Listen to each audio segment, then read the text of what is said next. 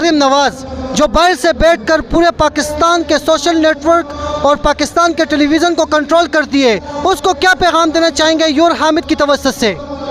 اس میں تو میں یہی اپنے اداروں کو ہی پیغام دینا چاہوں گا کہ ایک چور ڈاکو لٹیرے جنہوں نے 30-35 سال اس ملک کو لوٹا ہے، اور وہ باہر جا کے اگر وہ ہمارے ملک کے فیصلے کریں گے تو یہ ان کے لیے لمحہ فکری ہے کہ وہ اس طرح کے لوگ ہمارے اوپر مسلط کیوں کر رہے ہیں، کیونکہ جبکہ عوام عمران خان کے ساتھ کھڑی ہے تو یہ لوگ کیوں نہیں ان کو سمجھ آ رہی ہے ابھی۔ ایک ہی سوال کروں گا، رانا صاحب نے اسلام آباد بند کر کے رکھ دیا ہے، سیل کیا ہے، کوئی پی ٹی آئی کا کارکن نہیں گھس سکتا، اگر عمران خان کا حکم ہو تو آپ کیا اسلام آباد میں اندر جائیں گے؟